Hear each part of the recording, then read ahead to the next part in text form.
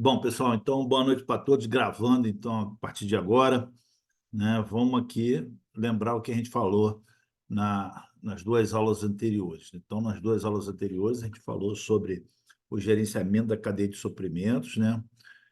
Demos na aula passada, mas atenção especial àquele conceito de trade-off em, em suprimentos, falando dos custos, né?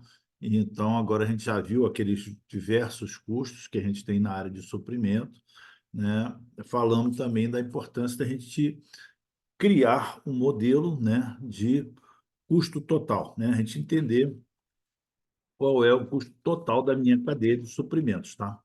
Hoje a gente vai então falar de uma coisa que é o outsourcing, né? Que é a terceirização. Então, na verdade, a terceirização ela apresenta uma série de oportunidades, que a gente chama de riscos positivos, e uma série de ameaças, riscos negativos, né? Então, qual é a ideia? A ideia é a gente estar pensando nas aquisições, né? O que vocês vão estar trabalhando no projeto de vocês. Então, por exemplo, na aula passada aqui no finalzinho, eu conversei com uma colega aqui do grupo lá do terminal de combustível, e aonde eles já começaram a tratar dos principais das principais aquisições que eles têm, né? Eles compram lá a gasolina, compram o álcool, faz a mistura e tal, né? Mas, na verdade, quando a gente está falando de uma série de outras atividades, é importante a gente verificar se a gente vai fazer aquilo internamente ou se vai fazer aquilo externamente.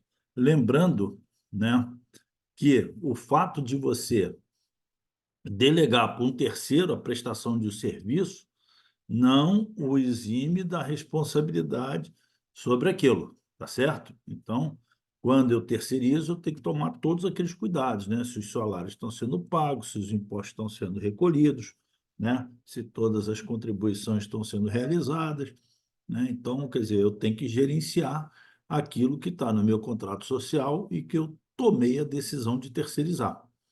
Então, uma das coisas que normalmente se faz em projeto é você pegar, né, a AWS, né, ou EAP, eu não sei como os professores anteriores falaram com você aqui, né? Então, essa estrutura analítica de projeto, você bota ela em forma de lista, né? E aí você toma a decisão. Isso eu vou fazer dentro de casa, isso eu vou terceirizar, isso eu vou fazer dentro de casa, isso eu vou terceirizar. No caso, né, além daquelas principais equipamentos, que a gente vai ver hoje aqui uma matriz para a gente colocar isso numa matriz, lembrando que tem uma série de outros serviços que vocês vão estar tendo que realizar ou terceirizar, né? Então, nós estamos falando de serviço de vigilância, nós estamos falando, por exemplo, plano de saúde para os funcionários, nós estamos falando de, né, o funcionário realizar, por exemplo, o ASO, o atestado de saúde ocupacional, né? Você vai fazer isso com uma clínica dentro da sua empresa, você vai contratar médico, vai ter toda radiografia para fazer tudo aquilo, ou você vai contratar um terceirizado que vai fazer esse trabalho para vocês? Então, nós temos lá, né, serviço de telefonia, serviço de roçada, serviço de vigilância, serviço de portaria, telefonia, e aí uma infinidade de trabalhos que algumas organizações procuram hoje em dia terceirizar, né? Porque elas entendem que não faz parte do seu core business executar essas atividades e que encontram no mercado um prestador de serviço qualificado para isso. Então, a gente vai estar conversando sobre terceirização e vai estar tratando hoje aqui desse assunto, e, em especial dos riscos e oportunidades que ele desafia aí o gestor. Entendido? Vamos nessa? Então, deixa eu ir passando aqui. Cadê? Olha, deixa eu primeiro passar de uma vez, que eu não gosto de ficar passei demais. Vamos lá. A terceirização, né? Na verdade, o pessoal busca terceirizar, né, para agregar o máximo de valor na organização, né? Então, ele diz, muita gente diz que maximiza a agregação de valor percebida, né? Aumenta a competitividade, né?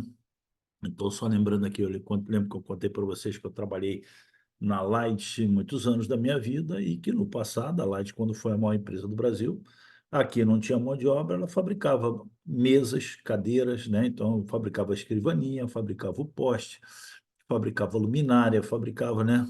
O fio, tinha tudo aquilo dentro da empresa lá, refeitório, né? Então, eu acabei contando isso aí na nossa primeira aula. Então, muitas das vezes, você, ao terceirizar, você fica com um foco maior no seu cliente, né? Então, você também aumenta a sua competitividade, porque você, quando começa a trabalhar e tem que prestar atenção em muitos assuntos ao mesmo tempo, muitas das vezes pode perder o foco na razão de ser da sua empresa, né?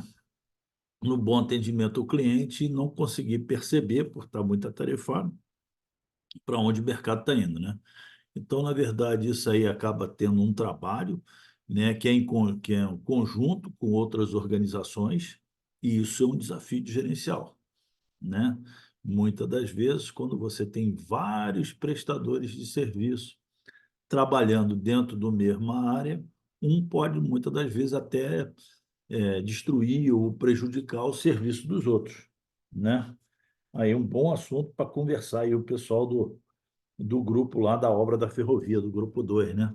Olha aí, um desafio danado. Essa história aí de botar muito prestador de serviço dentro do mesmo lugar para trabalhar, o que, que pode estar acontecendo, né? Então, olha, isso leva também a evitar conhecimentos específicos. Normalmente, esse prestador de serviço, ele tem uma qualificação maior naquela atividade que ele é responsável, mas também gera uma série de digamos assim, conflitos entre as partes. Bem-vindo, Franco. Uma série de conflitos entre as partes, visto que, normalmente, o contratante, gente, ele tem uma visão de processo. O contratante tem uma visão de longo prazo.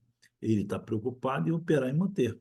Não é isso? Imagine que você seja o gerente, sei lá, do projeto de uma hidrelétrica, de um projeto de uma, sei lá, uma ferrovia, um projeto. O que acontece? Naquele projeto que você vai ser o gestor, você vai lá operar e manter aquilo por 30 anos, 50 anos, né? Então, muitas das vezes, você tem um foco que no longo prazo, no processo. Aquele prestador de serviço que está trabalhando ali, ele tem foco no projeto, né? O foco dele é durante o período de garantia, acabou o período de garantia, ele, né, terminou o projeto, ele já está em outra obra. Então, ele tem um foco no curto prazo. Essa diferença de visão, onde um tem foco, né, o contratante, né, o cliente, foco no longo prazo, foco no processo, e o fornecedor, tá certo? Prestador de serviço tem foco no curto prazo, faz com que muitas das vezes a gente tenha um conflito. Não raro, o cliente foco no longo prazo, tem uma tendência de sobreespecificar, porque não quer que quebre.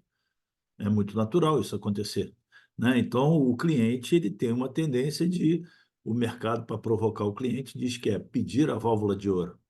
E o fornecedor muitas das vezes está muito preocupado em pegar já um novo projeto e não quer resolver algumas pendências de comissionamento. Ao fim dos empreendimentos, não raro você vê uma discussão aí entre as partes, um conflito entre as partes. Mas a ideia de terceirizar em si está ligada à otimização dos resultados empresariais. Esse é o foco da gente, né, pegar alguém que tem uma especialização em um determinado produto, um determinado serviço, que tenha ferramentas especiais, que tenha uma qualificação melhor para aquilo, e executar a atividade ao invés de você fazer aquela atividade internamente. Comentários, Igor? Fala para gente.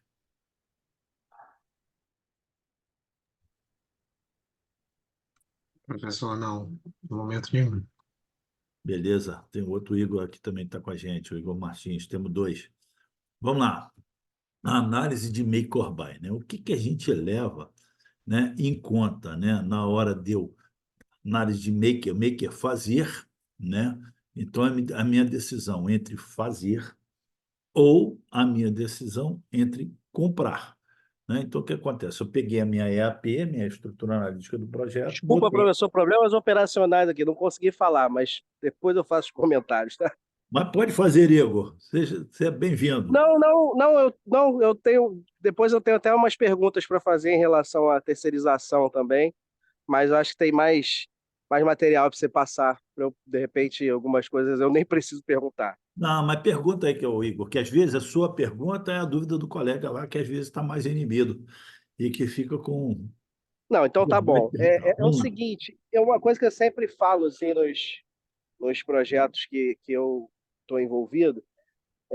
Existe essa necessidade de terceirização. Desculpa o barulho que eu estou na rua, vim Não, sem buscar meu problema. filho aqui, tá? Existe essa necessidade de terceirizar alguns serviços, né? Por exemplo, eu trabalhei na Redditor e a Redditor tinha um corpo de engenharia, mas era só um corpo de fiscalização, então terceirizava todo mundo, né? A equipe de civil, a equipe de proteção coletiva, enfim, era tudo terceirizado. Na verdade, eram engenheiros que fiscalizavam a obra, mas não executavam nada. Só que uma coisa que eu sempre senti falta, muita falta, e assim, até acho bom para a pessoa que executa a atividade, tem o know-how daquela atividade, é fiscalizado, né? Essa gestão do conhecimento, né? Que você faz o projeto, você terceiriza, o terceiro ele executa, o terceirizado executa o projeto, sai do projeto e não fica nada para a empresa que terceirizou, sabe, em termos de conhecimento, e a empresa continua terceirizando aquele serviço, né? Uma coisa que eu trabalho, eu estou falando uma coisa limitada à construção civil e à construção pesada, né? Eu não sei Isso. se nos outros mercados, até no nosso trabalho aqui, muita gente investiu na parte até de alimentos. Tem, existem muito mais coisas que julgam nossa filosofia, né, em relação à prestação de serviço. Eu só conheço disso, de superestrutura e infraestrutura. Eu queria saber se existe qual é a dinâmica dessa gestão de conhecimento nesses mercados onde, porque cada vez mais você precisa, né, de ter o diferencial. E assim, na área da engenharia, eu vejo empresas enormes como a Queiroz Galvão, que virou a Allia, na antiga CBPO, que era o Odebrecht, a parte de ferrovia, a Supervia, MRS, VLI. Eu vejo as empresas que elas não aproveitam os terceirizados do jeito que elas poderiam aproveitar, sabe? Eu não sei se em outros ramos essa dinâmica ela é mais, como é que eu vou dizer, mais evidente do que na área da engenharia, porque é uma coisa que eu sinto muita falta. E a parte que eu citei disso ser positivo pro executante, né, é que, assim, você, quando consegue passar as informações para o seu fiscal, a forma dele cobrar muda, porque ele já está cobrando como uma pessoa que conhece da atividade.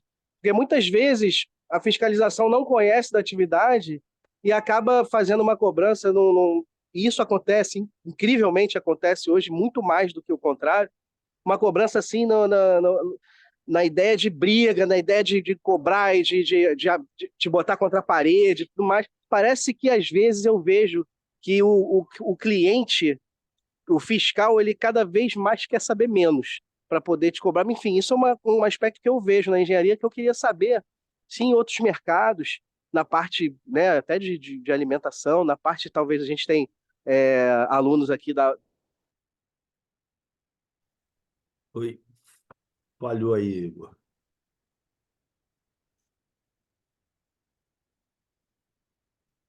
Bom, Igor, você caiu aí um pouco.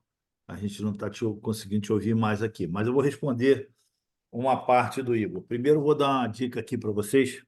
Tem um livro que eu escrevi pela Fundação Getúlio Vargas, dedicado ao curso do MBA da série de Gerenciamento de Projetos. Está aqui, ó, Negociação e Administração de Conflitos. Esse livrinho aqui, pô, só impresso, esse aqui está na quinta edição. Tá? É o quinta edição. E só esse aqui foram mais de 150 mil cópias impressas, né? Foi porque é um negócio bem interessante, né? No Brasil, é, quer dizer, eu escrevi junto com outros autores, né? Mas no Brasil, pô, Normalmente, mil cópias, nível técnico já é bastante coisa, né? 150 mil são bem poucos livros aí. E aí uma área que eu acabei me dedicando, né? Porque, como falei, né? Eu sou engenheiro eletricista, e só descobri que existia gente quando me formei. Porque até formar eu não tive uma cadeira de liderança, não tive uma cadeira de negociação, não tive a cadeira de nenhuma dessas coisas, né? E eu era muito bom de cálculo, né? Sabia calcular curto-circuito, dimensionar equipamento, sabia fazer um monte de coisa. Um dia eu virei gerente de projetos. E aí, rapaz, meu desafio era lidar com gente, lidar com as ONGs, lidar com o poder público, com o agente regulador, com, né, os órgãos ambientais em especiais, né, que eram projetos estruturantes, com deslocamento compulsório de população. Então, fui gerente para termoelétrica, de hidrelétrica, de um monte de coisa desse tipo. Inclusive, fiz até uma empresa que eu fui diretor, que é a Latiesco, fez aqui o Barra d'Or, né, que a gente botou ali um chiller, botou alguns trabalhos para a Rede D'Or ali. Bom, o que eu vejo é que realmente o pessoal ele normalmente confunde posição e interesse. Vamos dar um exemplo aqui bem simples, né, para que as pessoas entendam essa diferença. Olha, eu vejo aqui que o nosso colega, né, o, o Felipe Mota, está ali e o Wagner está perto dele. O Wagner, vejo que deve ter uma janela ali perto dele. Mas imagine que o Wagner Campbell tem uma janela atrás dele. E o Wagner gostaria que a janela ficasse fechada. O Felipe Mota gostaria que a janela ficasse aberta. Normalmente, o que acontece? O que a gente vê, né, é cada um a cada vez mais se aferrando na sua posição. Não é isso? E aí, quando decide alguma coisa, meio a meio, nem para mim, nem para você. Não é isso? Abre metade da janela e deixa a outra metade fechada. Quando, na verdade, de vez de eu ficar focado em posição, eu tenho que entender o interesse. O interesse é o real motivo pelo qual as pessoas gostariam que a janela tivesse aberta ou a janela tivesse fechada. Quando, na verdade, eu pergunto para o Wagner, Wagner, por que você quer que a janela fique aberta? Fechada. O Wagner vai dizer, eu quero a janela fechada porque tem um vento aqui bem nas minhas costas que está me incomodando para caramba. Ah, eu entendi o motivo. Aí eu vou lá e pergunto para o Felipe, Felipe, por que você gostaria que a janela ficasse aberta? O Felipe vai dizer, João, eu quero a janela aberta porque aqui está abafado, eu quero renovação de ar. Olha só, quando eu entendo os motivos que estão por trás das posições, já não é mais uma questão de manter a janela fechada ou a janela aberta. É como, simultaneamente, eu consigo atender os interesses do Felipe, que é a renovação de ar, e do Wagner, que não é ter o vento ali incomodando ele nas costas dele. Aí eu crio opções de ganho múltiplo. Né? Então, como eu consigo criar opções que atendam os interesses das duas partes? Não é isso? Aí eu faço o brainstorming. Eu começo a perguntar, ô Felipe, e se a gente fechasse essa janela que está atrás de você ali e abrisse a porta ali na frente? E se a gente fechasse a janela e colocasse um sistema de ar-condicionado? Ou melhor do que isso, se a gente mantivesse a janela aberta e pedisse para você sentar em outra cadeira onde o vento não ficasse nas suas costas. Está vendo? Olha só, a princípio as posições parecem opostas, tá certo? Mas por trás de posições opostas existem muito mais interesses em comum e não conflitantes, né? E aí o que acontece? Então, quer dizer, por que eu estou chamando de posição oposta? Um quer a janela fechada, outro quer a janela aberta. Mas o interesse, por exemplo, do Wagner, que a princípio gostaria que a janela ficasse aberta, ele pode ter interesse de ter renovação de ar. E provavelmente tem interesse, que não quer ficar também num ambiente que não tem renovação de ar. Entendeu? Então, quer dizer, por trás disso é que a gente vai começar a entender. Então, eu vejo que a maior parte das pessoas, assim como aconteceu comigo, eu não fui treinado, eu não tive a oportunidade, durante a minha formação, de estudar a parte de negociação e administração de conflitos. É a história de duas irmãs. Tem uns autores que eu gosto muito, né? Tem um livro, How to Get Yes, Como Chegar ao Sim, escrito por três autores na escola de Harvard, onde começou tudo isso. né? O William Ury, né, que é um desses autores lá, o Roger Fisher e o Danny Ertel, né? Esses autores, que acontece, eles, depois, se vocês quiserem, eu tenho bibliografia para caramba sobre isso, tá? Eu adoro ler essas coisas, estudar essas coisas, né? Esses autores, tem um deles que é o William Ury, tem um vídeo muito interessante que ele faz o seguinte: ele conta a história de duas irmãs que brigavam por uma laranja. E aí o que aconteceu? Elas pegaram a laranja, dividiram no meio e deu metade da laranja para cada uma das irmãs. A primeira irmã pegou a laranja, né? Descascou e comeu a laranja. A outra irmã pegou a sua metade da laranja e fez um bolo para a avó. Quando era, ou seja, cada uma ficou com a metade da laranja. Quando era possível, né, e muito interessante, que ficasse toda a casca para uma, para fazer o bolo, e todo o suco para outra que quisesse tomar o suco da laranja. Mas é isso que a gente faz normalmente. Normalmente, no nosso dia a dia, a gente pega a laranja e divide no meio. E aí a pessoa que toma o suco pega a casca e joga fora, como na verdade isso aí podia ser aproveitado pelo outro. Então, tem uma série de conceitos super importantes em negociação. Um dos que eu acho mais importante é essa diferença de interesse e posição. A diferença entre interesse e posição e a máquina, né, a melhor alternativa em caso de um acordo, ou chamado pela escola de Harvard, BETNA, Best Alternative to a Negotiation Agreement. Alguns livros que traduzem de Maana, Mapan, Mapuana, alguns nomes diferentes, mas é o plano B. Se eu não fizer acordo com você, com quem eu posso fazer aquele acordo? E aí, o que acontece? Você vai ver que a máquina, né, a máquina de negociar, a minha Betna, é o meu ponto de recuo, tá certo? Ou seja, eu vou negociar com você até o momento que aquela negociação gera valor, né? As pessoas negociam para maximizar a sua satisfação. Então, eu vejo que, por falta de conhecimentos na área de negociação e administração de conflitos, em especial, eu vejo que tem um atrito muito grande, e isso não é adequadamente tratado. E aí vira uma guerra de egos, não é isso? Aí os egos começam a, na verdade, conduzir as negociações. E isso leva a resultados, digamos assim, que não maximizam a satisfação e não maximizam o valor para as partes.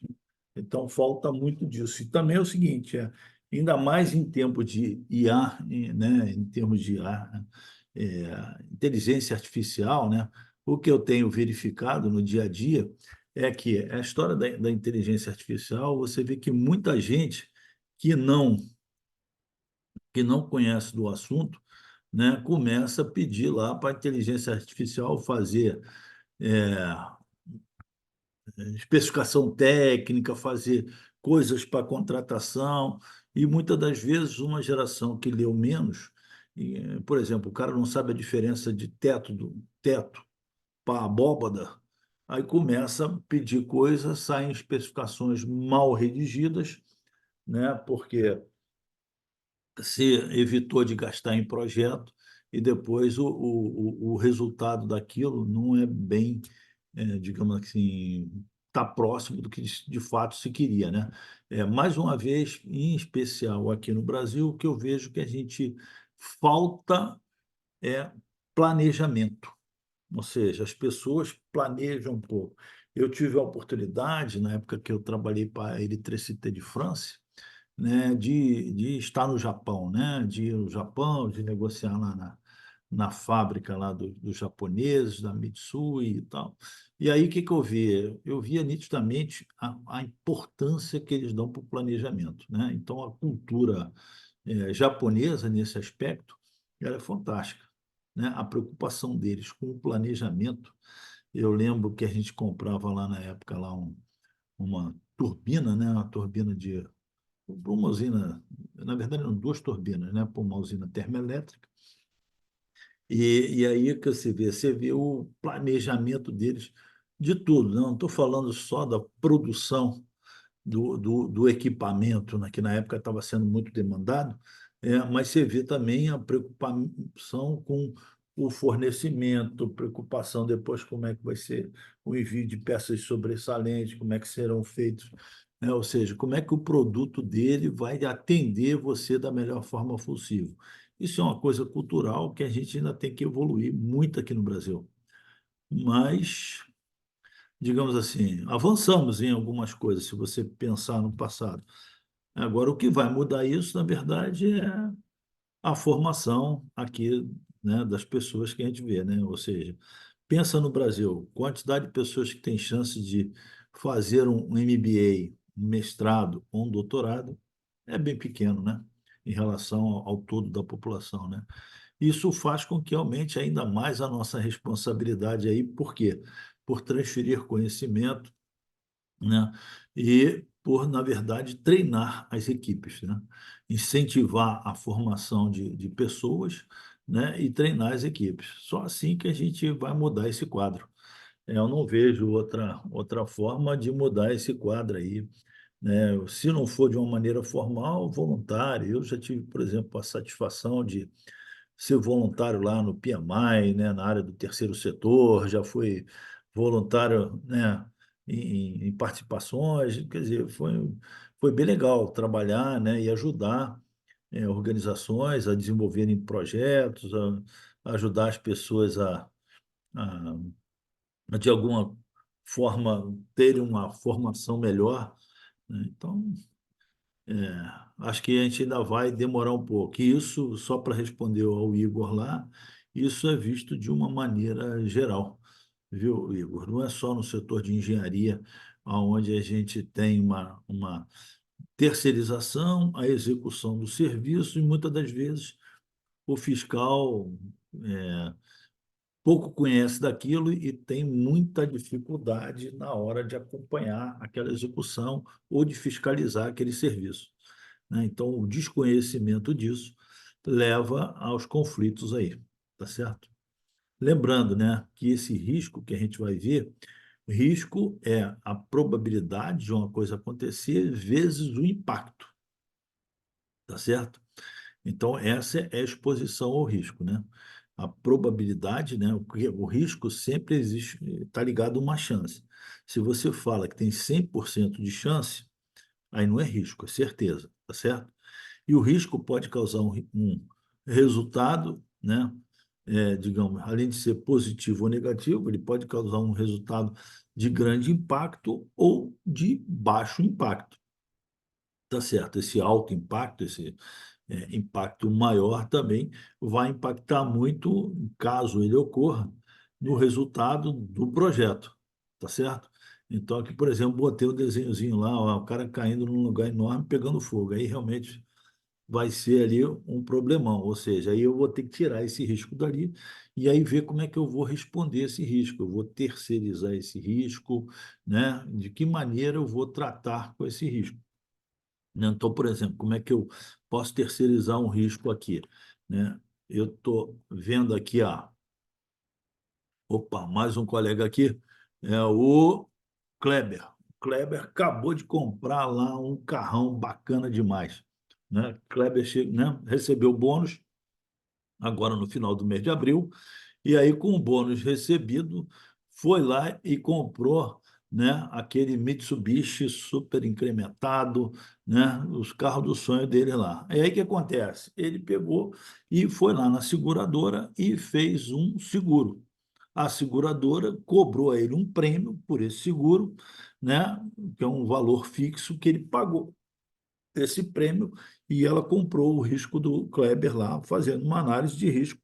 Começou a perguntar para o Kleber, ela, Kleber, você também pula de paraquedas, você guarda o carro na rua, aonde é o lugar que o seu carro dorme, tem garagem, não tem garagem e tal, fez a análise de risco do Kleber, e o Kleber terceirizou esse risco aí para essa empresa que comprou o risco dele, tá certo? Ele pode também mitigar. No nosso dia a dia, a gente pode reduzir a probabilidade daquele risco acontecer de diversas formas, né? Eu tenho um risco de incêndio, eu vou botar sistemas para contenção daquilo, né? Então, vou, de alguma maneira, estar trabalhando ali, né? Na hora que eu boto lá, né, algumas barreiras, eu tenho um equipamento aqui, um equipamento do lado, eu boto uma parede corta-fogo no meio dos dois, se pegar fogo, pega num só, não pega nos dois, e aí eu vou trabalhando, na verdade, para responder esse risco, né? Mas lembrando aqui, né, quando é, não raro, né, a terceirização de algumas atividades levou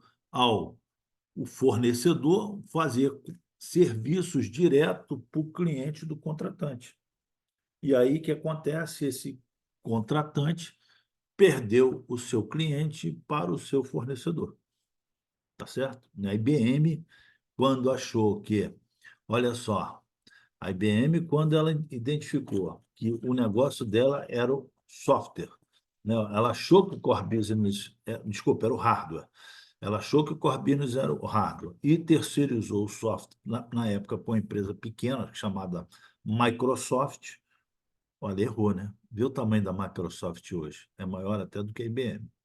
Então, cuidado na hora de terceirizar, né? A gente tem que entender bem o que a gente está terceirizando. E a primeira coisa que a gente avalia, por exemplo, é a capacidade, né? Eu tenho gente, cara, eu tenho qualidade, eu tenho quantidade, eu tenho maquinário para fazer aquilo tudo. Ou essa produção que eu vou ter que entregar é maior do que a minha capacidade. Segundo, né? É um fornecimento especializado. Por exemplo, pô, eu preciso um cara para ser um engenheiro calculista de um prédio. Imagina, eu vou contratar um engenheiro calculista, ele calculou, depois eu faço o que com ele?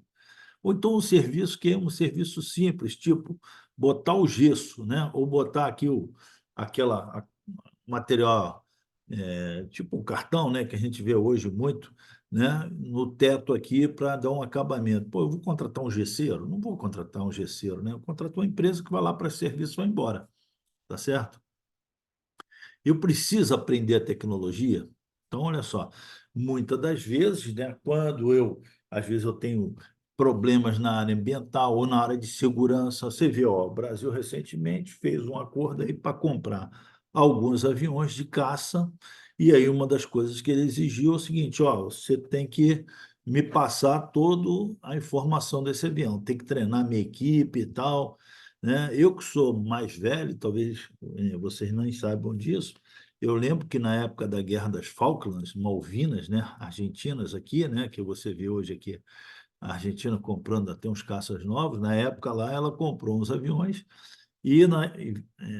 quando ela declarou lá que as Malvinas, né, eram argentinas, né, a frota da Inglaterra estava se deslocando para a ilha, e aí ela tentou subir com os aviões, alguém apertou algum botão, o avião não saiu do chão. O sistema operacional parou de funcionar. Então, poxa, muitas das vezes quando eu tenho problema de hoje, muitos desses problemas com a LGBT, com a Lei Geral de Dados, né? Então, essa lei de dados aí criou um novo problema, né? Então, quando eu preciso absorver uma tecnologia, eu terceirizo aquela atividade e combino de aprender, de treinar a minha equipe para aquilo lá. Quando eu tenho restrição de custo, às vezes eu não consigo fazer dentro de casa, né? O único jeito de fazer é terceirizar, não tem outro. Prazo, né? Às vezes o prazo é muito curto e aí também não tem o que fazer, né? Só contando com mais mão de obra que eu não consigo fazer dentro da minha, digamos assim, dentro do meu projeto, dentro da minha fábrica e tal, né? Outro assunto, restrição de subcontratação ou até exigências de subcontratação. Eu já tive, por exemplo, projetos, né? E esses projetos eles têm uma licença ambiental, né? E essa licença ambiental tem uma condicionante ambiental. E ela trata tanto do meio físico, meio biótico e meio antrópico, né? Quando eu estou chamando de meio físico, tem condicionantes sobre a água, o solo, o ar, né? O meio biótico eu estou falando. Tem condicionantes sobre os animais e as plantas. E a socioeconomia, né? Nós estamos falando ali das pessoas, né? Então, já trabalhei em projetos que tinham condicionantes que obrigavam a maximizar a mão de obra local. Só que a mão de obra local, cara, não tinha formação. E aí, né? Então, nesses projetos, muitas das vezes a gente tinha que contratar lá, por exemplo, o Senai, o Senac, ensinava o cara a dobrar ferro, ensinava o cara, entendeu? É lógico que você não vai dar um equipamento de milhões para um cara que não está treinado dirigir aquilo lá, né? Não vou dar uma retroescavadeira D8 na mão do cara, um caminhão daquele imenso, sai dirigindo esse caminhãozão aqui de primeiro. Não, não é assim, né? Você vai usar ele às vezes aquela trabalho mais massificado, montar forma, montar, né, trabalho na montagem, aí você vai treinando essas pessoas. Então, às vezes, eu tenho tanto restrição de subcontratação, tá certo? E aí o que acontece? Quando eu tenho restrição de mão de obra na região, eu tenho que ter minha própria equipe, né? Gente, eu já falei para vocês, né? Eu ministrei uma cadeira, chama Gerenciamento de Aquisições em Projeto, em Luanda, na África, né? E lá na Escola Nacional de Administração, né? Uma cadeira bem próxima dessa aqui. E aí você vê, quando você vai para um lugar daquele lá, o cara não tem siderúrgica no país, entendeu? O país, infelizmente, importa ovo, cara, entendeu? Falta luz toda hora, pô, é uma pena de você ver aquela dependência externa lá, né? E a falta de infraestrutura. E aí o que acontece? Você tem que ter a tua equipe, você tem que ir lá, se eu vou fazer, o que que você vai fazer lá? Eu vou fazer um aeroporto, vou fazer uma rodovia. Então você vai ter que ter sua mão de obra própria, porque não tem empresa terceirizada para te fornecer o serviço. Entendeu? Às vezes também as empresas não têm, às vezes você tem que fazer só a infraestrutura, você tem que ter o teu próprio porto, né? Você tem que ter a tua própria pista de pouso da região que você está trabalhando, né? Então, às vezes, eu não tenho essa condição de fazer essa subcontratação, e aí eu tenho que primarizar, fazer aquilo dentro de casa, né? Outra coisa é a existência de fornecedor confiável, né? Quem me garante que daqui a pouco o meu concorrente não vai comprar o meu fornecedor? Imaginem, olha só, você, né, acreditou naquele teu fornecedor, aquele teu fornecedor lá te forneceu uma quantidade enorme de equipamentos, um monte de coisa, e depois esse teu fornecedor, né, é vendido para o teu concorrente, e aí? Né, ele resolve descontinuar aquele equipamento que você comprou dele. Imagina um caso desse. E já aconteceu várias vezes. Não é isso? Então, nós já falei alguns exemplos aqui, né? O João Gurgel ficou 6 meses para comprar rodas, né? Que ele não conseguia comprar roda, né? A Fiat, quando veio para o Brasil, fez um carro que era o Fiat 147, uma dificuldade enorme de chapa de aço, uma chapa de aço toda ruim, não conseguiu fazer, teve que fazer uma fábrica de carburador, e aí um monte de outras coisas que a gente vê nessa análise de make or buy que eu tenho que tomar a decisão, né? Então é o seguinte, o que é mais importante é se é o core business, é a competência essencial da empresa. Se é, qual é o motivo que essa empresa faz negócio com a sua empresa? Isso você não pode terceirizar, né? Então, identificar esse core business, que é a coisa mais importante para que você não terceirize o core business.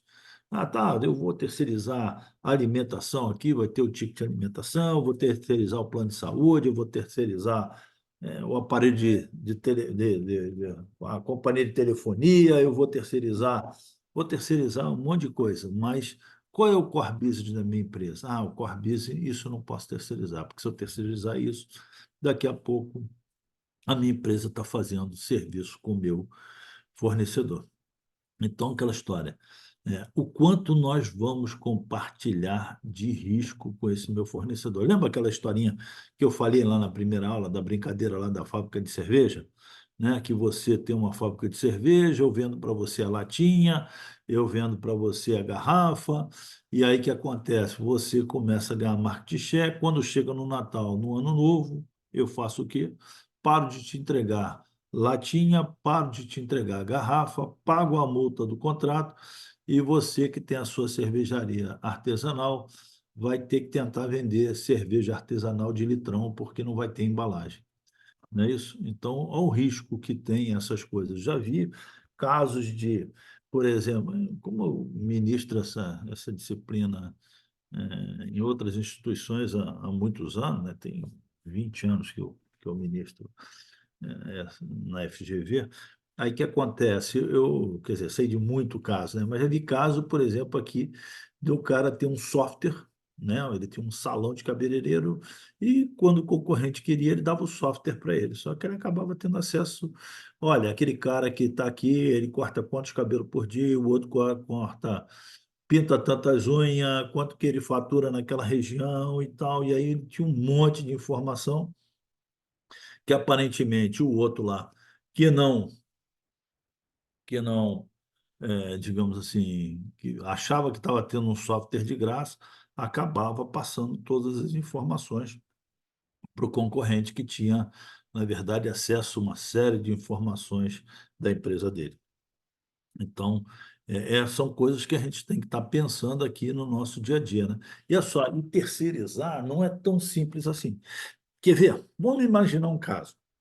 Você é diretor de um hotel, tá certo? E aí, nesse hotel, você precisa controlar a reserva de hóspedes, tá certo? Você é diretor de um hotel, você é o dono de um hotel e você quer controlar a reserva de hóspedes. E aí, o que acontece? Para isso, você precisa de um programa para fazer isso, tá certo? Um software para que você controle a reserva de hóspedes. Você pode fazer o seguinte, ó, você pode contratar uma pessoa interna e essa pessoa, seu funcionário, fazer o programa, né? Esse analista de sistema que você contratou, virou empregado, ele faz um programa dentro de casa. Primeira coisa, você fez, né? Você mesmo fez isso dentro de casa. Você pode contratar também um analista de sistema e esse analista de sistema terceirizado ele faz o programa para você, tá certo? Ou você pode comprar já um software pronto, tá certo? Então, olha só, quando eu falo em terceirizar, terceirizar pode ser contratar um analista que vai fazer um software para você, ou você comprar aquilo já pronto.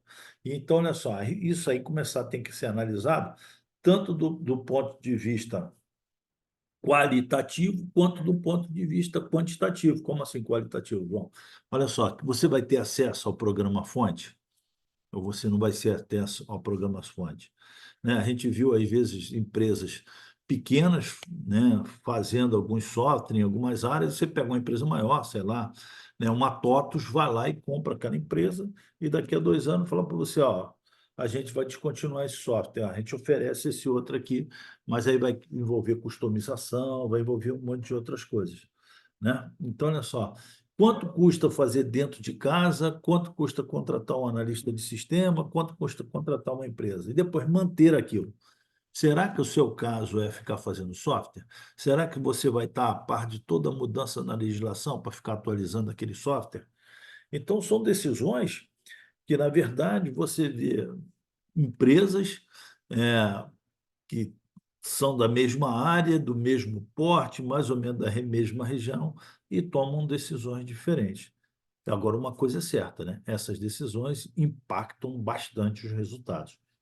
Né? Muitas das vezes, essas decisões também são tomadas considerando os interesses locais, os interesses individuais ali. Né? Então, eu já vi decisões sendo tomadas no curto prazo para reduzir os custos, mas depois, desculpa, essas decisões, deixa eu beber um copo d'água aqui, essas decisões acabaram levando a passivos, passivos tributários, passivos trabalhistas, passivos ambientais, ou até mesmo a degradação de ativos, né? Eu já vi terceirizar em manutenção e o cara reduzia a quantidade de vezes que se fazia manutenção.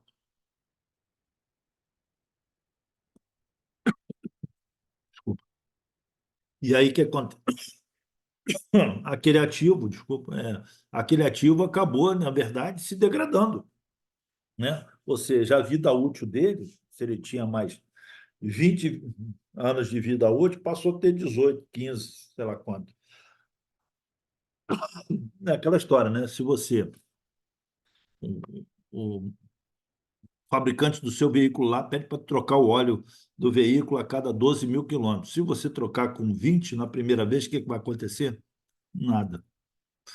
Mas faz isso continuamente para ver o que vai acontecer daqui a pouco. Você vai, né, dependendo ainda do veículo que você tiver, vai degradar ele consideravelmente e a vida útil dele, daquele motor, por exemplo, pode reduzir bastante. Né? Então, mas é só, mas a curto prazo, levou uma redução de custo. E aí, muitas das vezes, fez com que o diretor, que vai ficar lá 3 anos, 5 anos, ganhou o bônus. Esse tal de bônus, eu vou dizer para vocês, esse tal de bônus leva a decisões que não estão ligadas à sustentabilidade no longo prazo. Então, não raramente eu vejo decisões em que os gestores decidem terceirizar atividades com organizações que não estão capacitadas adequadamente para fazer aquelas atividades, mas que, no curto prazo, geraram um resultado positivo. Agora, se aquilo lá contribui para a perpetuidade da organização, se aquilo lá foi uma decisão sustentável no longo prazo, aí é outra coisa completamente diferente, né? Então, no curto prazo, realmente gera um impacto. Às vezes, a empresa até tem que fazer algumas coisas disso, porque ela está quebrando, está falindo ali, ela consegue, né, dar uma respirada, saiu, mas ela não, continuamente, se ficar fazendo aquilo, inviabiliza a organização. E aí você vê organizações razoavelmente estruturadas, depois em recuperação judicial, né? Está em RJ, não sei o quê, entrando em caminhos ruins, né? Então, só para a gente fechar aqui, outra coisa a vocês considerarem na análise de make or buy são problemas legais e de segurança da informação. Olha, furto de dados é muito mais comum do que a gente pensa. Muito mais comum. Eu lembro quando eu trabalhei para algumas organizações estrangeiras, a preocupação deles com segurança da informação era imensa. E agora, então, o que você vê de hacker invadindo empresa e tal, é, então, que acesso esse cara vai ter lá no seu coisa, né? Vamos lá, aqui, no nosso exemplo simplesinho lá, que você é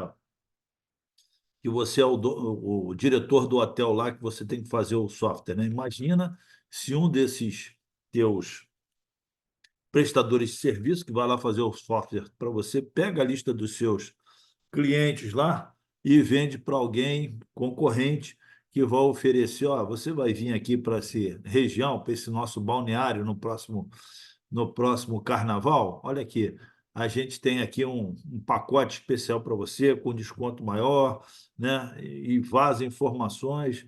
A gente tem visto aí empresas sendo punidas fortemente por vazar informação, ou depois porque sumiram dados, desapareceram dados, né? Então, a análise de make or buy, olha só, é uma análise que tem que ser feita de maneira criteriosa, né? Cuidado com aquilo que você terceiriza e para quem terceiriza, né? Daqui a pouco, o seu fornecedor pode ser o seu concorrente. E aí, sabe aquela fórmula do. Sabe aquele refrigerante top que você tem, que só você sabe a fórmula? Daqui a pouco está na mão do concorrente, né? Então, ele sabe tudo do teu processo de fabricação, sabe tudo do que está dentro da sua organização. Beleza, gente? Então, pensando nisso, né? Vamos ver por que as empresas normalmente terceirizam, né? Eu diria que a maior, digamos assim, a maior incentivo, a maior fonte de busca da terceirização está ligada à redução de custos, né? Normalmente, as empresas, quando estão terceirizando, elas estão procurando. Tem alguém que faça isso mais barato? E às vezes tem alguém que faz mais barato, porque o cara é mais especializado naquilo, porque ele tem ferramentas especiais, porque ele tem uma capacitação maior naquele negócio e funciona muito bem, tá certo? Segundo, né? Eu estou focando no meu cliente, eu vou focar naquilo que, né, na verdade, faz com que o meu cliente trabalhe comigo. Então, não vou ficar preocupado aqui, né, em fazer cadeira, querer desenvolver uma cama, né, fabricar colchão, isso não é meu negócio, né? Meu negócio é atender esse meu cliente aqui, e aí eu vou focar na minha competência essencial, no meu core business. Outra coisa é a falta de conhecimento. Pega no meu caso, por exemplo, eu não conheço nada de informática, mas eu já fui responsável, fui gerente de projeto que implantou lá ERP, né?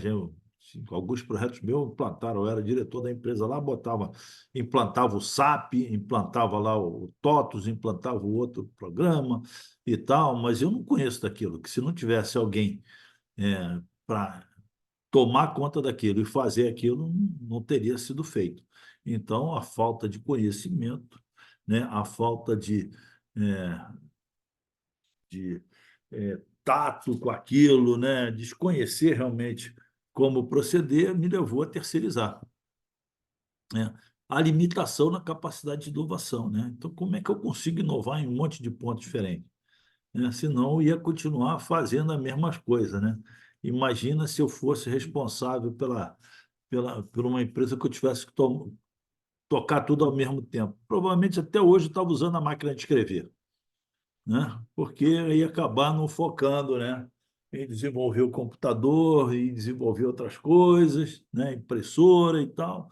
Então ia estar lá atrás, né? Então a minha limitação na capacidade de inovar em vários pontos diferentes, inovar em design, inovar na embalagem, um monte de outras coisas, me leva a terceirizar, tá certo?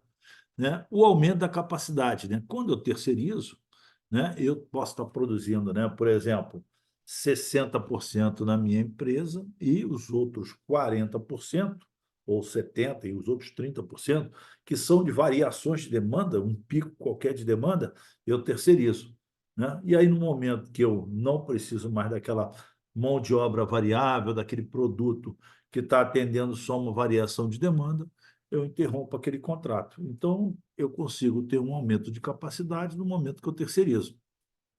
E isso faz com que eu consiga atender o meu mercado lá, o meu cliente me encomendou mais e eu consigo, naquele momento, né, responder àquele mercado geográfico que você atua. Beleza? Comentário, pessoal, algum? Bom, vamos lá. Contratação Só, aqui. Fala, você pode voltar no último slide? posso? Tá, não, é até para eu poder falar lendo aqui. Então, um ponto que eu avalio muito essa questão de terceirização é a gente, assim, avaliando num primeiro momento. Eu tenho um projeto onde eu tenho a necessidade de terceirizar devido à necessidade de absorção de tecnologia, por exemplo. Eu não conheço. Então, de fato, eu vou ficar patinando, isso vai me gerar custo, vou perder tempo em fazer. Ok, né, nesse projeto A. Mas, assim, o ponto que eu vejo uma forma de diminuir essa terceirização, eu acho que é essencial terceirizar. Até para você absorver sempre tecnologia, principalmente absorver informações e tudo mais. Mas é uma análise num segundo momento. Né? Você acha aplicável isso? Porque hoje é a forma na qual eu estou caminhando. Eu tenho um projeto A, participei do projeto A.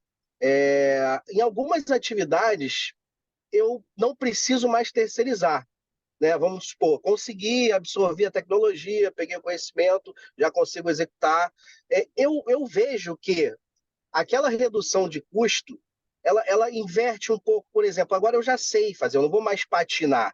O meu custo, com certeza, eu não vou terceirizar, não vai ter tributação, não vou ter que contratar outra empresa que vai ter o seu custo. Eu consigo fazer internamente. Né? Você acha que é por aí?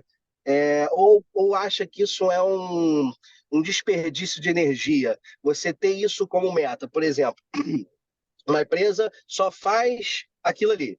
E aí ela participa desse projeto e consegue absorver outras tecnologias e vai aumentando a sua atividade. Obviamente, naquele ramo, né? Sim. A alimentação do pessoal que está trabalhando naquela obra vai ser terceirizado, ok, não precisa necessariamente pegar tecnologia para fazer a comida, não é esse o foco. Mas, assim, se no projeto A, no primeiro momento, eu preciso terceirizar por redução de custos, se esse custo a mais, de fato, está ligado à falta de conhecimento, né? E também na limitação da capacidade de inovação, uma coisa está ligada com a outra, e se num segundo projeto isso pode inverter, de fato, se de fato inverte, eu tendo a tecnologia, tendo o conhecimento, eu consigo reduzir custos. Sim, ô Igor, mas agora é importante você pensar também na continuidade disso, né? Se você depois vai ter o segundo, o terceiro projeto, né? Porque senão também está arriscado você contratar gente, contratou mão de obra, fez aquele segundo projeto e depois quanto tempo você vai ficar tendo que manter essa equipe, quanto tempo você vai ter que ficar mantendo e, digamos assim, inovando com esses equipamentos que muitas das vezes requerem atualizações, né, em novos equipamentos, manutenção, até ter o terceiro projeto e quarto. Se é algo que é Sim. contínuo, se é algo que você conseguiu aprender a fazer, se é algo que, poxa, é importante ter uma parcela, pelo menos, disso dentro da empresa, eu acho que é uma solução bem interessante. Mesmo que você não tenha equipe para fazer 100%, né, que você tenha só uma parte dessa equipe, terceirize um pedaço, ou só contrate mão de obra, ou só alugue equipamentos para um determinado serviço, né? Eu vejo muito disso, por exemplo, no Japão você tem muito disso, né? Em muitos lugares você verifica que, na verdade, os fornecedores são bem parceiros daquele contratante, né? Não raramente, inclusive lá, o contratante ele compra uma parte do fornecedor, ele tem 3%, 5% da fábrica do fornecedor, né? Mas, digamos aqui, algumas atividades ele quer manter o controle, ele quer manter no mínimo uma equipe, até para tu não ficar na mão desse fornecedor, né? Então, muitas das vezes, desenvolver novos fornecedores, né? Lá na FGV, no MBA de Logística, eu dou uma matéria que é Procure, né, desenvolvimento de fornecedor, né? Então, a importância de você desenvolver novos fornecedores, buscar novos fornecedores. Tem um colega meu, né, o professor Roberto Fialkovitz, ele foi muito tempo diretor de várias empresas, né? Numa delas, um grande jornal lá de São Paulo. E aí ele lembra que uma época lá uma empresa tomou a gestão daquele complexo, né? Que é o Gagliase, né? E ele recebeu uma meta que era reduzir 5% no papel do jornal, né? E o jornal é uma commodity. Quando chamaram ele, ele falou, mas doutor, o papel, que é, né, se você pega a curva ABC, o material classe A, ou seja, que é aquele que tem um custo muito alto e um volume muito alto, é uma commodity. Como é que eu vou diminuir o preço disso? E aí uma das coisas que ele fez foi viajar por vários lugares, viajou para a China e lá ele conseguiu comprar o papel que começou no início chegando no meio, dando trombada aí no meio do caminho e tal, com a parte de legislação e tal, mas o papel, de vez de vir naquele navio inteiro, cheio de papel, com aquelas bobinas enormes, começou a vir em contêineres. Quando o papel começou a vir em contêiner, começou a ter muito menos amassar, né? Ou seja, ter muito menos eventos com aquele papel. Isso fez com que, olha só, também com um grande fluxo de navio da China para o Brasil, o papel viesse mais vezes, né? Então ele conseguiu reduzir o estoque, né? Ou seja, ele conseguiu, de vez de ter estoque para 90 dias, ter estoque, por exemplo, para 45 dias de papel do jornal. E aí, quer dizer, com isso tudo, né, ele reduziu a quantidade de papel em estoque, e reduziu também o valor financeiro que estava ali aplicado, reduzindo também a quantidade de papel de uma vez só, no embarque só, reduziu o seguro, a seguradora adorou esse negócio, tá certo? O papel que veio era um papel bom, tinha uma parte de reciclado, então ele tem uma boa fibra para tração e tal, então as máquinas arrebentavam menos esse papel, e esse papel melhorava a produção, e com isso ele conseguiu uma redução, digamos assim, num material que você diz assim, pô, mas papel é uma commodity. como é que esse cara conseguiu reduzir 5% no preço de uma commodity? Né? Então, quer dizer, muitas das vezes a gente também acha que tem uma solução e não busca novas soluções. Né? Está ali na área de conforto. Né? Mas na hora que a crise bate a porta, né, você tem que correr atrás disso aí e você vê empresas grandes, né, que tinham atividades terceirizadas conseguirem mudar essas ações. Então, quer dizer, eu acho válido primarizar uma parte, sim, tem que avaliar se vale a pena primarizar tudo, mas o tempo todo tem que ficar atento ao mercado, né?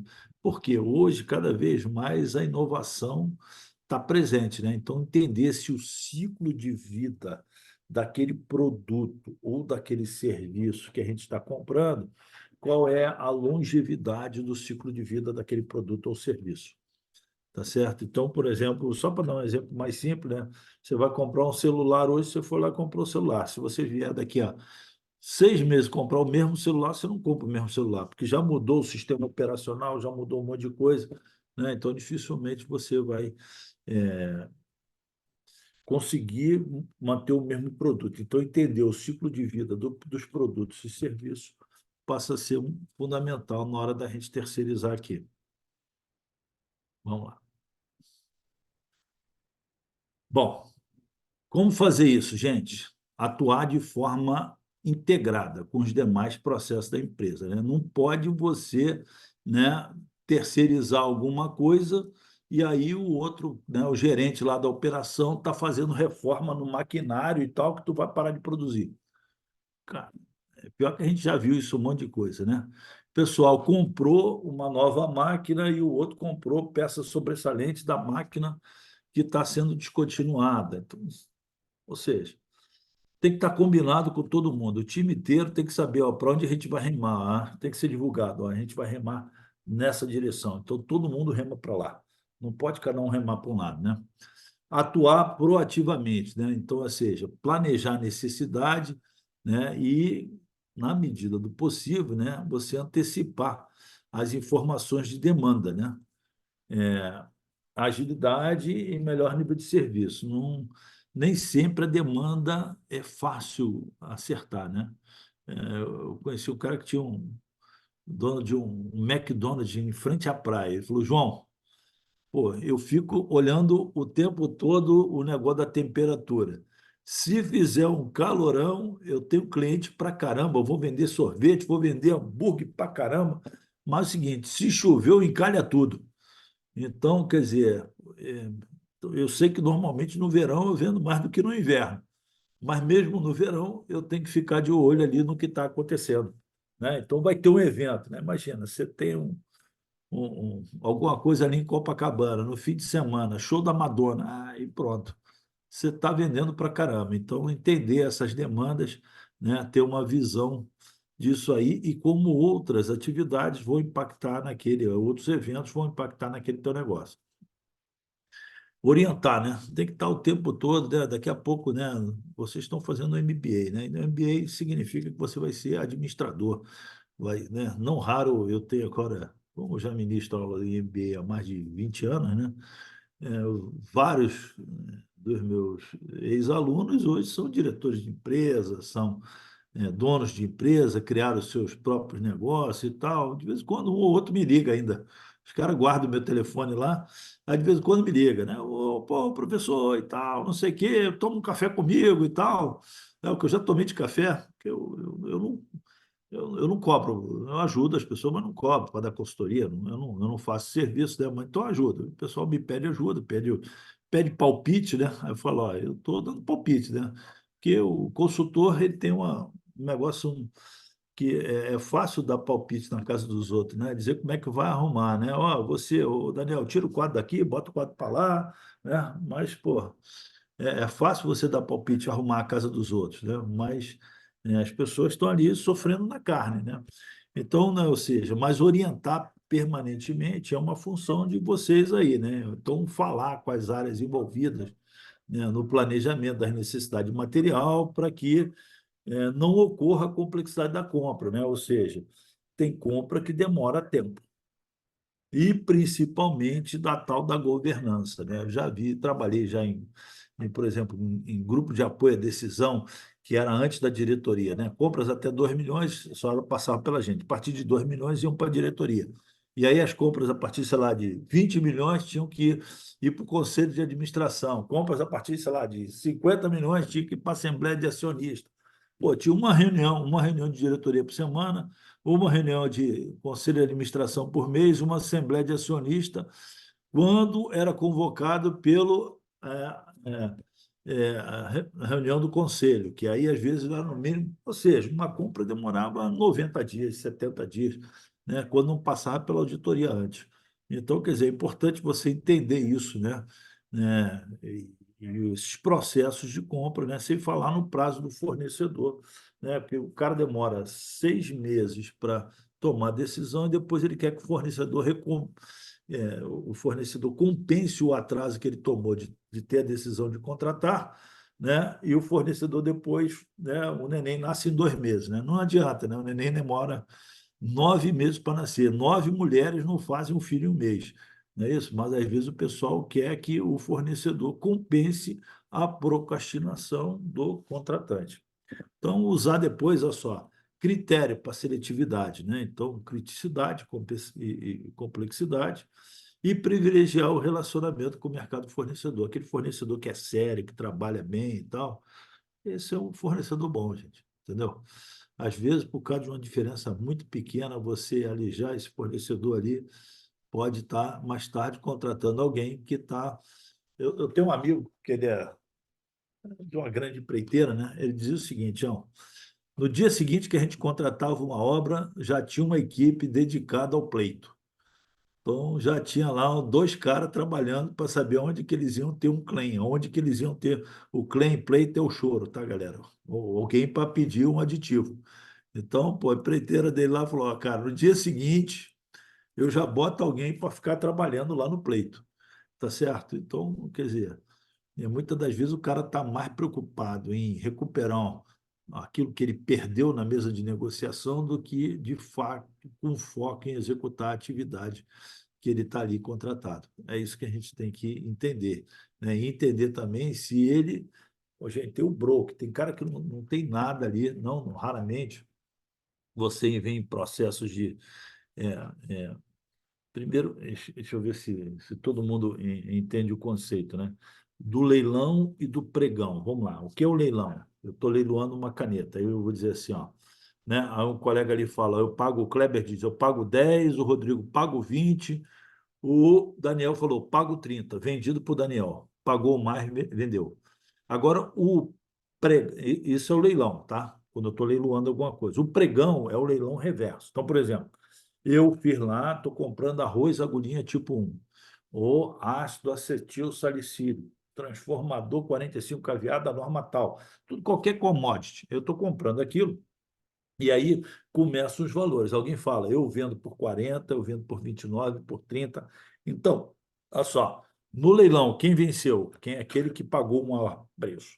No pregão, o vencedor é aquele que oferece o produto pelo menor valor.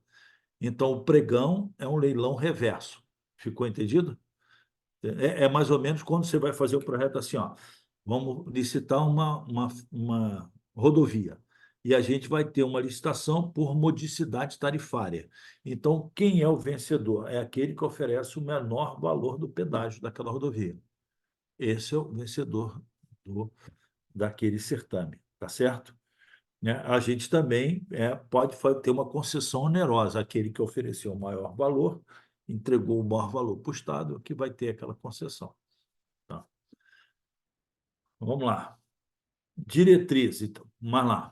Analisar, então, assim, permanentemente a base de fornecedor, quem são esses meus fornecedores, aonde está o fornecedor do meu fornecedor, e vem cá, como é que é o risco desse meu fornecedor? Como é que ele faz embalagem, como é que ele faz calibragem do instrumento dele, tá aferição, o bagulho é aferido, ele mistura tudo no mesmo almoxarifado, o meu material com o material do outro lá, né? Então, ele tem uma certificação ISO 9000, o que que ele faz, né? Então, você analisar isso aí o tempo todo, né? e se atualizar com as necessidades com relação a prazo, quantidade e qualidade. Como é que ele está de contratos atualmente? Controlar as compras mais representativas, em especial aquelas, né, que são dos materiais críticos, né, na área de suprimento, tá certo? Né, e entendendo aí o preço praticado no mercado. Adotar e utilizar critério objetivo para julgamento, então eu gosto muito de comprar por técnica e preço, você pode comprar por menor preço, por melhor preço ou por técnica e preço. O melhor preço, que é a técnica e preço, não necessariamente é o menor preço. Não necessariamente o mais barato é o melhor preço, tá certo? Porque às vezes nem sempre o escopo é idêntico, né? Eu vou comprar um aparelho, né? Um televisor novo para minha casa. Nem sempre aquele aparelho que está lá, né? Ah, mas eu estou comprando um televisor de 45 polegadas, tá? Mas nem sempre aquele menor preço é o melhor televisor, porque ele tem um sistema operacional pior, porque ele tem menos acessório, porque ele tem um consumo que é um consumo superior. Então, tem um monte de coisas que vão influenciar isso. Então, nem sempre o menor preço é o melhor preço, mas também aquele de maior qualidade, se eu compro só por técnica, eu posso estar pagando muito caro por aquilo. Então, comprar por técnica e preço, né, que é o melhor preço, é a maneira que a gente recomenda para que a gente faça isso. Então, ter nos processos, né, de compras, né, uma forma de preservar o contexto e ter transparência. É importante você ter transparência para o seu fornecedor. Eu lembro, eu já fui responsável numa empresa pela área de propostas. E aí o que acontece? Quando o cara pediu uma proposta e eu não sentia muita firmeza, o que eu fazia? Eu fazia o que quem pega o PMBOK, está lá escrito estimativa análoga. O que é a tal da estimativa análoga? Eu pegava um projeto parecido, tá certo?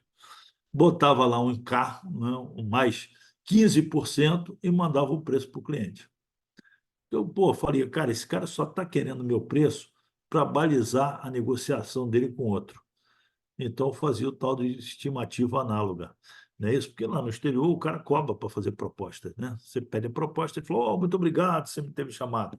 Toma aqui a minha conta, você deposita esse valor lá que eu vou fazer a proposta para você.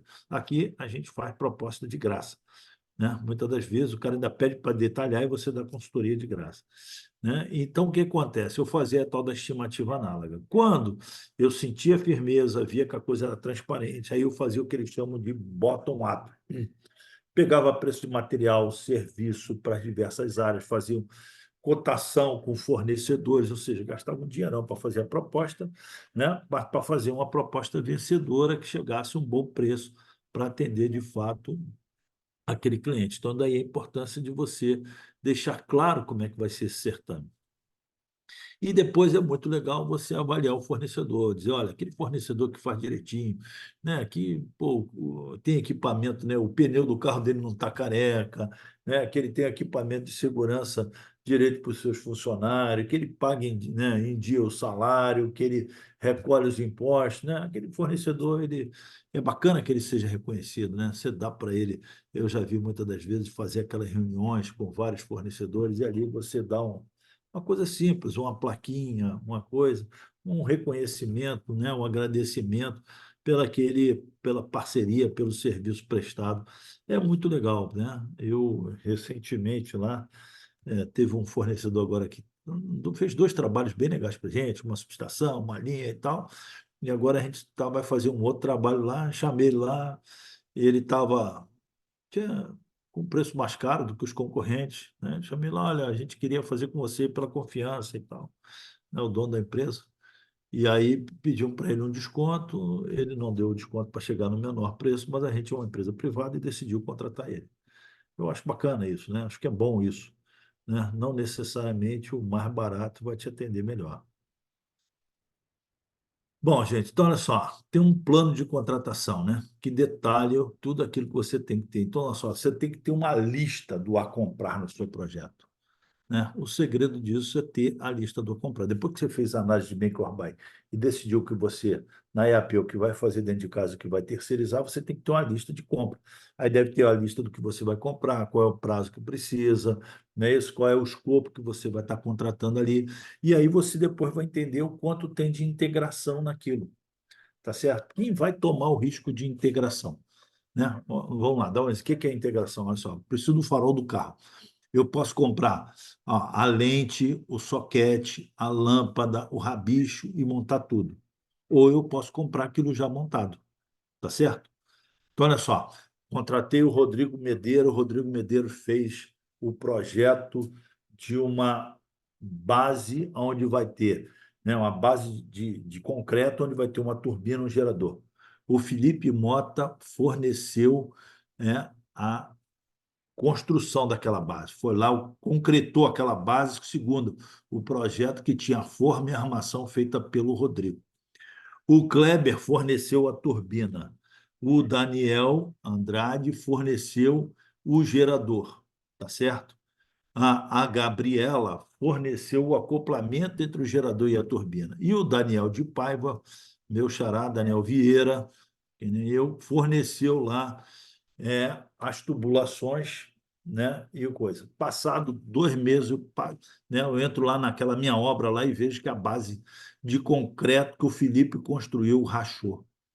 Falei, o Felipe, olha aqui, cara, tu construiu isso aqui, tá todo rachado a base aqui, ó, dá para botar a mão lá dentro da fenda. Olha aí, Felipe, rachada aqui a base de concreto. Falou, cara, eu fiz aqui, ó, e eu tenho todos os desenhos, tem as fotos da forma e armação conforme o projeto do Rodrigo. Vou lá no Rodrigo e digo, Rodrigo, olha só, tu fez isso e agora está rachado lá. Aí ele falou, não, eu fiz sim, mas olha só, o Kleber me forneceu a informação lá do gerador, os esforços estáticos e dinâmicos. O Daniel me forneceu também os esforços estáticos e dinâmicos. Aí eu vou chegar para o Kleber e falar, Kleber, tu forneceu os esforços para o cara calculou tudo certinho e agora rachou a base. Você falou, o Daniel, Kleber, João, eu forneci do meu equipamento. Você comprou o acoplamento e emendou o eixo do gerador no eixo da turbina. Agora, como vão ser os esforços dinâmicos, eu não sei. Além do mais, tu chamou outro cara aqui que botou uma tubulação aqui. Quem fez a análise de flexibilidade, eu não consigo fazer isso. Ou seja, cara, eu tomei o risco de integração quando eu não contratei uma empresa que era o EPC ali, né? Uma empresa que fez a engenharia, procura minha construção. Esse meu projeto, não importa se esse EPC é um tourniquet ou não, né? O tourniquet é um tipo de EPC que é como se você chegar e entrar e virar a chave. Veio do termo, inclusive, turno de key, virar a chave em inglês, que o cara te entrega toda aquela obra pronta lá.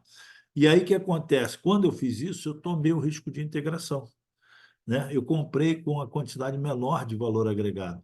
Então, olha só, é importante eu entender, detalhar essas contratações de serviço, bens e serviços, para atender o plano de operação e investimento, tá certo? O risco que eu posso tomar, tá certo? Ter objetivos e metas, né? Então tem que ter cronograma, tem que ter responsável. Eu não gosto de pegar no plano de gerenciamento das aquisições, que é o documento que diz isso, que tem lá a matriz de responsabilidade, quem pode contratar até quanto, tem tudo aquilo lá, e sair replicando dados que estão em outros pontos, né? Ou seja, dados do gerência de tempo, né? Lá do cronograma, e sair colocando lá, porque daqui a pouco tu revisa num lugar, não revisa do outro, está errado. Entender demanda futura, se a gente conseguir, né, essas categorias que vão ser depois impactadas no futuro, é isso? Estudo de pesquisa no mercado, source, né? Então, o que a gente tem ali? Né? Então, só, se eu vendo cadeira de praia, eu vendo muito no verão. Então, daqui a pouco a gente vai ver, daqui a 2 aulas, alguns programas que me ajudam a controlar essa sazonalidade, o MRP1, o MRP2, daqui a, né, que é o planejamento de reposição de material. Né? Eu vou ver que, por exemplo, na época de muita produção, eu faço pouca manutenção. Então, por exemplo, nas usinas termoelétricas que eu trabalho hoje, né? Quando é que eu faço manutenção? Agora. Por quê? Quando chegar no verão, que se precisa de maior energia, eu tenho que ter o quê? Depois de outubro, tem que estar tudo pronto para funcionar a qualquer momento. Então, eu não paro máquina para fazer manutenção. paro máquina para fazer manutenção em quando? Maio, junho, julho, agosto, setembro. Opa, depois de setembro, não paro mais máquina para fazer manutenção. Por quê? Porque aí elas estão na produção, tá certo? Então, aonde que eu tenho maior consumo? Tenho consumo nesses meses. Então, tem que comprar antes da época que eu vou fazer a manutenção. E depois, quando der setembro, o que que eu vou gastar de material? Só uma coisa ou outra que quebrar. E a manutenção preventiva foi executada tanto toda antes. A manutenção corretiva é que vai ser feita depois. Então, entender esse source, entender essa variação, e a gente vai ver que tem vários programas que ajudam a gente a produzir isso, né? A replicar isso. E diretrizes funcionais, né? Ou seja, né, diretrizes, né, para a empresa e o sistema de suprimentos na relação com o fornecedor e clientes internos. Ó. Então, quem aprova, quem paga. Então, né, na verdade, quem pode autorizar um aditivo? É suprimentos ou é o gerente do projeto? Quais são os trâmites necessários para a gente poder ter um aditivo? Então, esse fluxo de informação tem que estar combinado. E aí, gente, né, vamos falar do formação do mapa de categoria, né? Que você vai ver a complexidade da categoria, do material, do serviço que eu estou comprando, que tem a ver com o setor externo, externo à minha empresa, e a criticidade dentro da sua empresa. Vamos lá? Então, olha só, eu posso ter equipamentos com alta complexidade e baixa criticidade, né?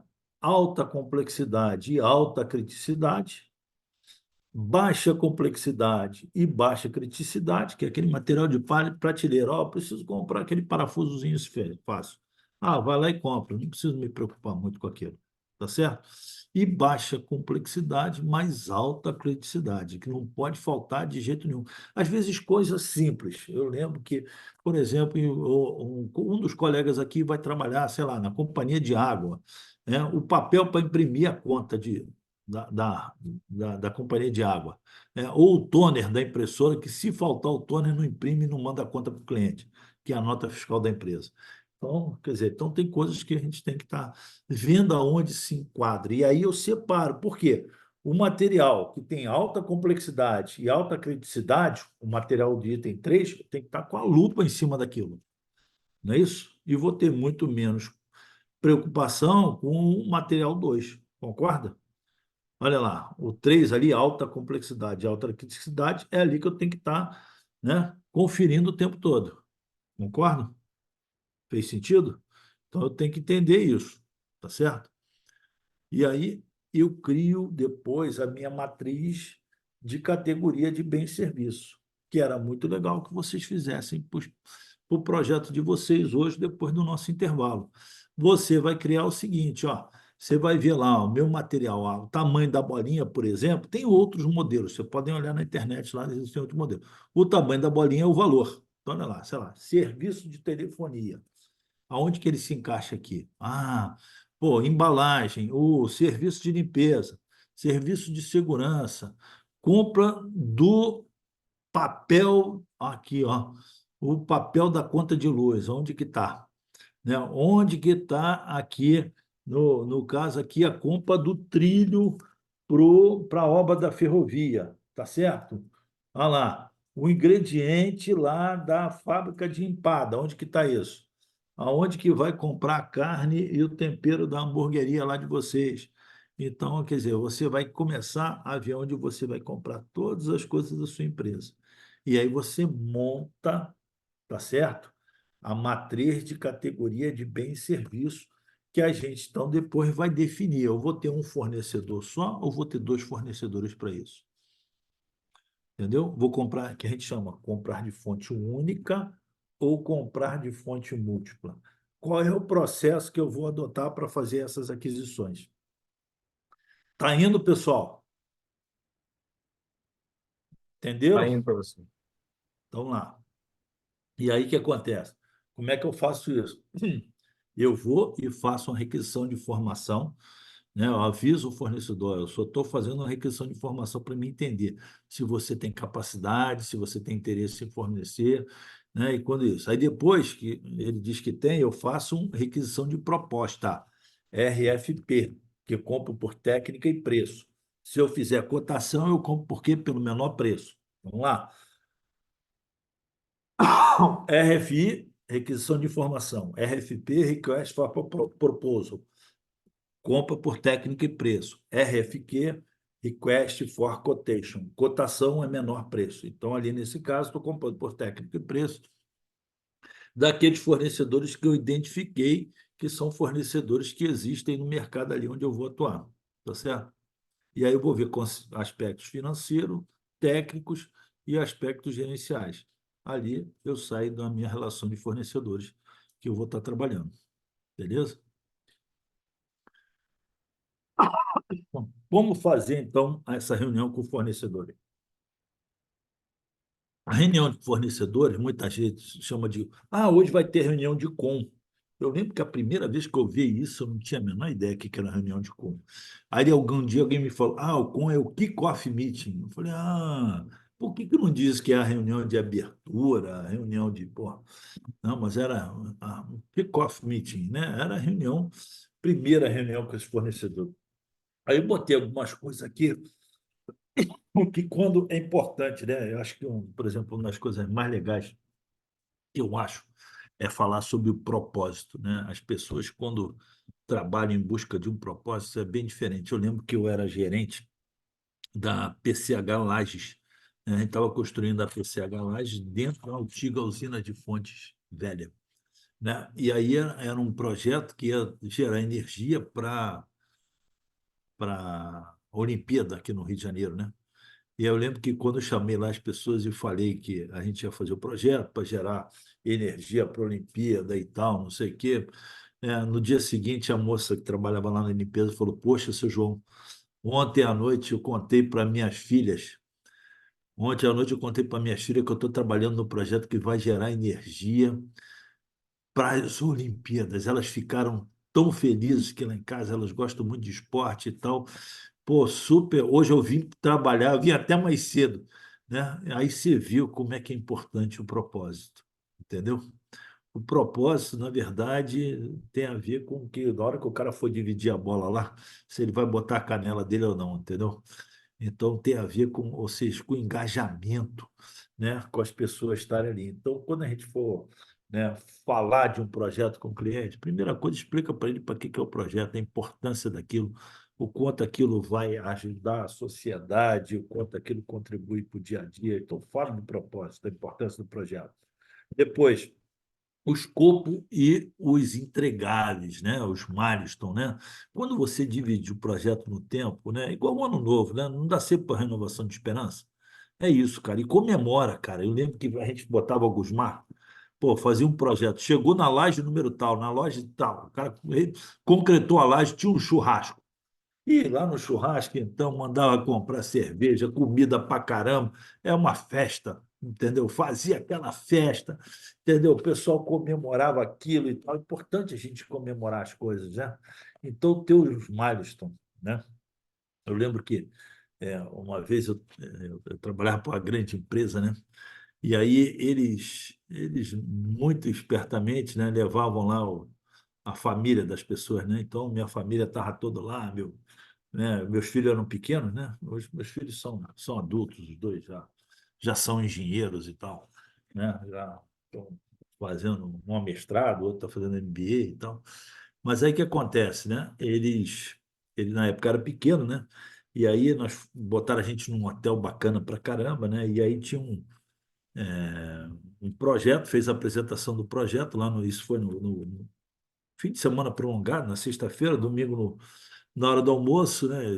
Deram camiseta, boné, né? E um monte de fichinha para o meu filho. Ele ia lá, pedia Coca-Cola, hambúrguer, cachorro-quente, né? E ia na piscina e fazia o que queria. Botaram a gente num veleiro daquele enorme, parou lá no meio do mar.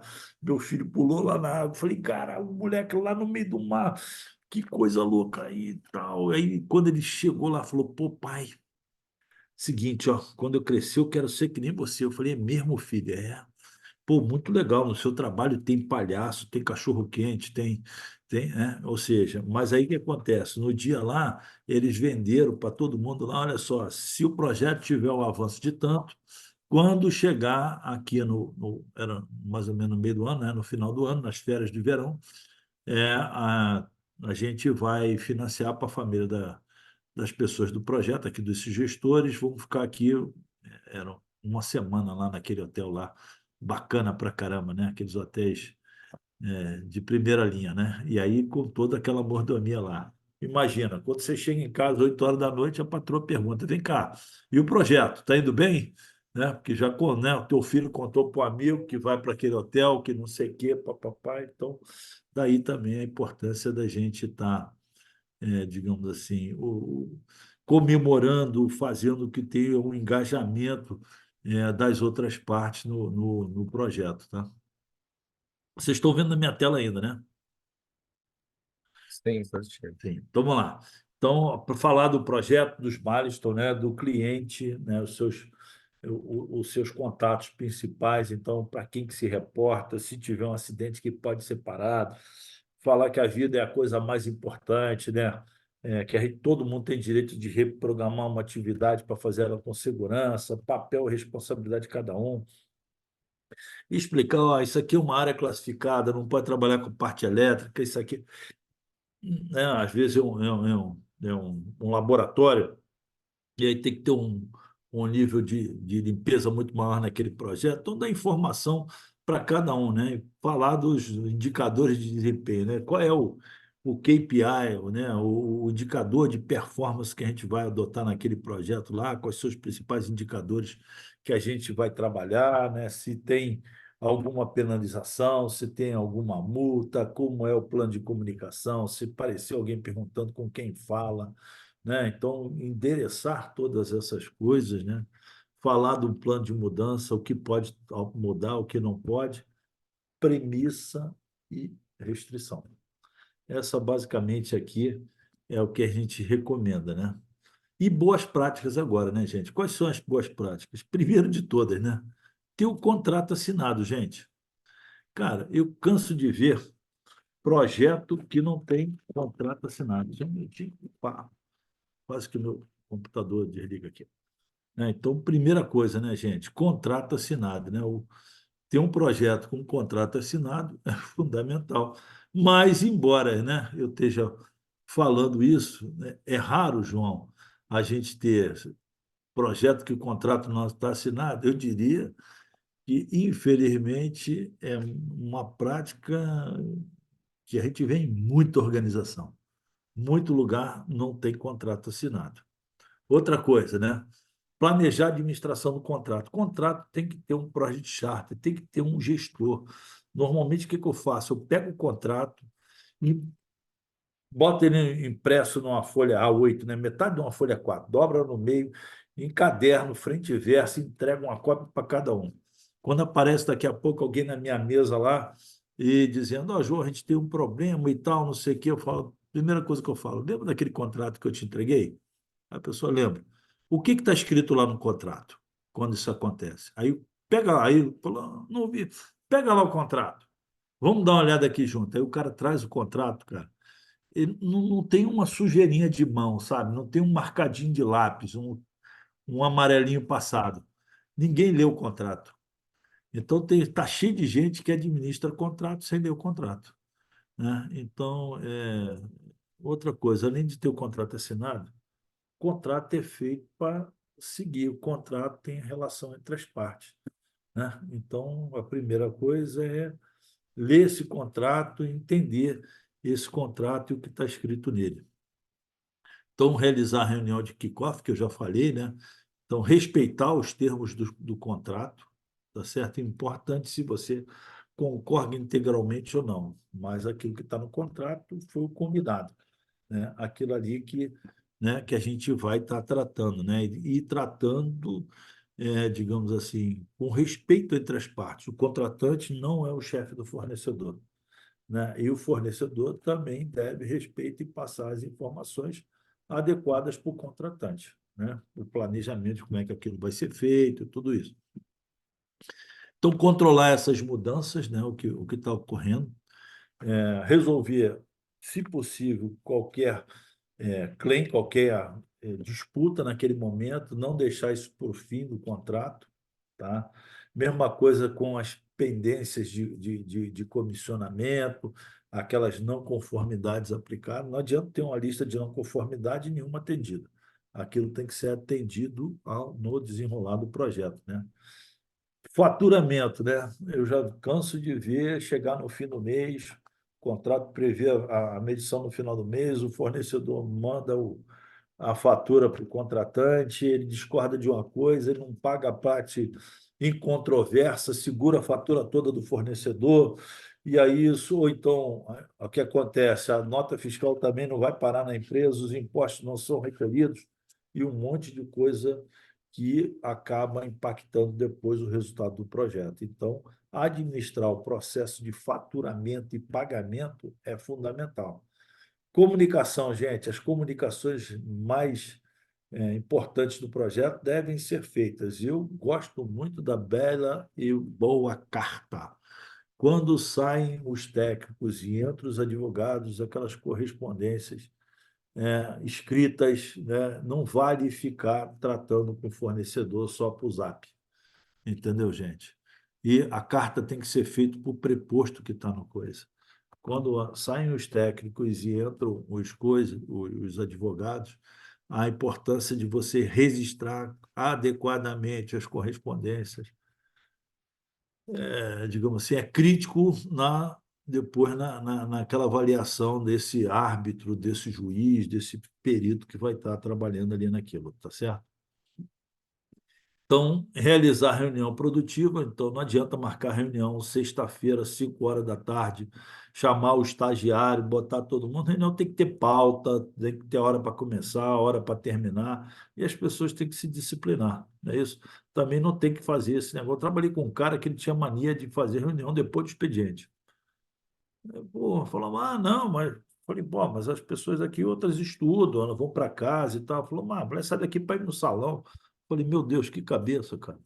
Entendeu? Coisa horrorosa, né? Então, quer dizer, a gente tem que respeitar as atividades das pessoas, pô.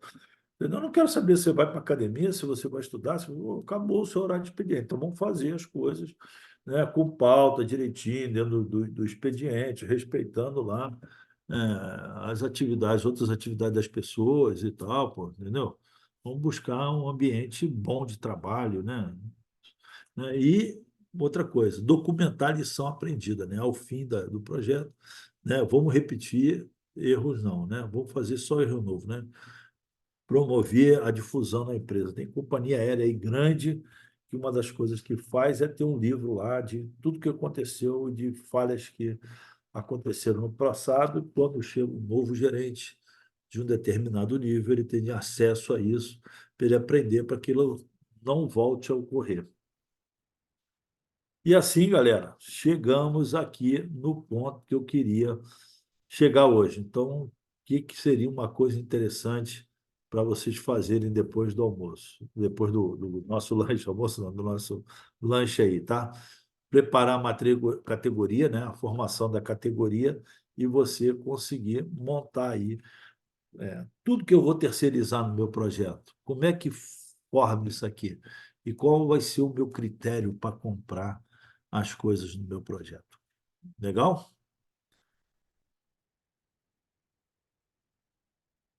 Podemos combinar o seguinte: a gente volta aqui 9 horas, 15 minutinhos para o café. Ok. Combinado? Beleza, combinado. Vamos tomar um café. Saudações vascaínas, Kleber. Beleza. Opa, valeu. Beleza? Vamos lá.